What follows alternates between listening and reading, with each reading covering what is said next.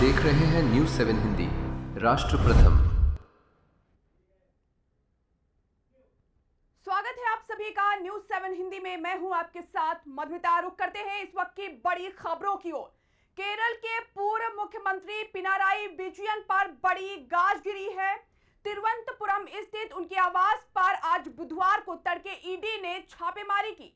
परिवर्तन निदेशालय की ये रेड मनी लॉन्ड्रिंग केस में हुई है। एजेंसी ने केरल में एक साथ 12 ठिकानों पर छापेमारी की, जिसमें विजयन का किराए का घर भी शामिल है। अधिकारियों ने बताया कि ईडी की ये छापेमारी Cochin minerals and rutile limited मामले से जुड़ी हुई है। एजेंसी तिरुवनंतपुरम, कोच्चि और कन्नूर में पिनाराई विजयन की बेटी बीना विजयन से जुड़े 12 ठिकानों पर रेड मारकर सर्च ऑपरेशन चला रही है। केरल के पूर्व मुख्यमंत्री और उनकी बेटी भी इस मामले की जांच के दायरे में है और आरोप है कि Cochin minerals and rutile limited नाम की एक प्राइवेट कंपनी ने साल 2018 से 19 के बीच तत्कालीन सीएम विजयन की बेटी वीडा की कंपनी एक्सालॉजिक सॉल्यूशन को 1.72 करोड़ रुपए का गैर कानूनी पेमेंट किया गया, जबकि आईटी फर्म ने कंपनी को कोई सर्विस नहीं दी थी। ईडी की यह छापेमारी केरल हाईकोर्ट द्वारा मंगलवार को सीएमआरएल की उस याचिका को खारिज करने के बाद हुई, जिसमें इस मामले में ईडी की कार्रवाई को रद्द करने की मांग की। यह मुद्दा विजयन सरकार के सामने सबसे राजनीतिक रूप से संवेदनशील विवादों में से एक रहा है।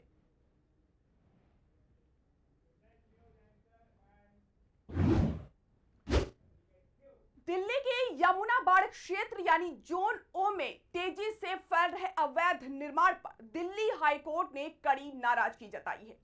कोर्ट ने साफ कहा है कि यमुना खादर क्षेत्र में बनी रिहायशी कॉलोनियां पूरी तरह से अस्वीकार्य और गैर कानूनी है। कोर्ट ने यह भी चेतावनी दी कि यदि अवैध निर्माण नहीं रुका तो जिम्मेदार अधिकारियों के खिलाफ कार्रवाई की जाएगी। जस्टिस प्रतिभा एम सिंह और जस्टिस मनमीत प्रीतम सिंह की डिवीजन बेंच ने सुनवाई के दौरान कहा कि एमसीडी इंजीनियरों की निगरानी में ही अवैध निर्माण हो रहा है। कोर्ट ने संबंधित एग्जीक्यूटिव इंजीनियरिंग के नाम अगली सुनवाई में पेश करने और उन्हें व्यक्तिगत रूप से अदालत में उपस्थित रहने का आदेश दिया। केंद्र की ओर से अदालत को बताया गया कि इन 91 कॉलोनियों में करीब 5 से 6 लाख लोग रह रहे हैं और लगभग 1 लाख मकान बने हुए हैं। केंद्र, दिल्ली सरकार और अन्य एजेंसियां इन लोगों के पुनर्वास और भविष्य की योजना पर विचार कर रही है। कोर्ट ने मामले को बेहद गंभीर बताते हुए अर्बन मिनिस्ट्री, एमसीडी और डीडीए अधिकारियों को 8 जून को बैठक करने और अवैध कब्जों के साथ ही नए निर्माण रोकने के लिए उठाए गए कदमों की विस्तृत रिपोर्ट कोर्ट में पेश करने के निर्देश दिए हैं।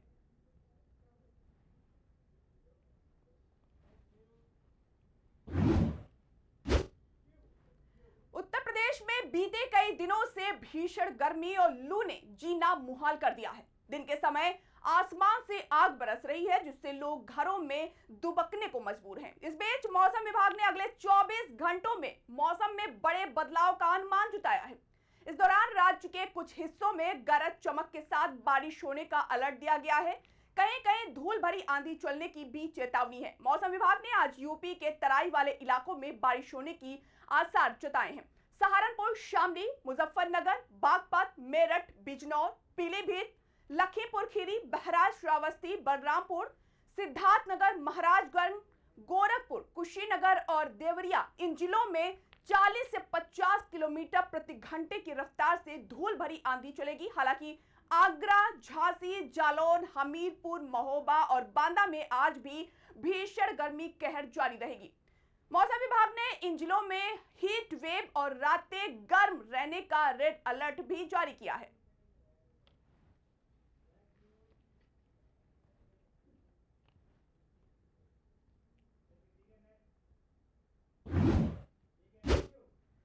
केंद्रीय माध्यमिक शिक्षा बोर्ड ने लगातार तकनीकी दिक्कतों और वेबसाइट पर बढ़ते ट्रैफिक को देखते हुए कक्षा 12वीं बोर्ड परीक्षा 2026 की उत्तर पुस्तिका की स्कैनिंग कॉपी लेने की अंतिम तिथि बढ़ा दी है। अब छात्र 24 मई 2026 तक आवेदन कर सकते हैं। इससे उन हजारों छात्रों को राहत मिल रही है जो पिछले कई दिनों से पोर्टल की समस्या के कारण आवेदन नहीं कर पा रहे हैं। सीबीएसई द्वारा जारी सर्कुलेशन के मुताबिक पिछले कुछ दिनों में बोर्ड की वेबसाइट पर ज्यादा ट्रैफिक देखा गया, साथ ही वेबसाइट पर अनधिकृत हस्तक्षेप की कोशिश भी की गई।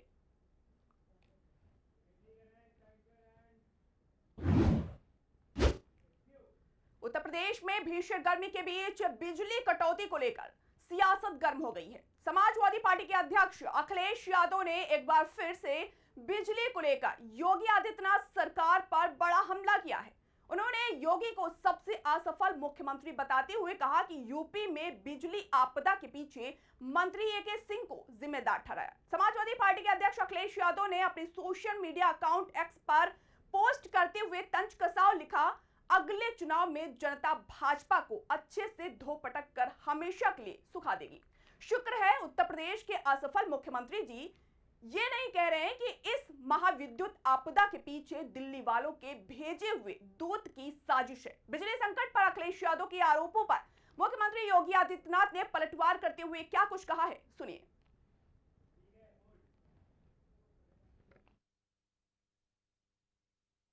हमारा दायित्व बनता है ऊर्जा संकट के इस दौर में हम किसी के बहकावे में न आने पाए, अफवाह न फैलने दें। हमारा प्रयास हो कि जितनी बिजली हमारी आवश्यकता उतना ही जलाएं, अनावश्यक। अब घर में जिस कमरे में कोई नहीं, क्यों एसी जला रहे हैं, क्यों पंखा चला रहे हैं?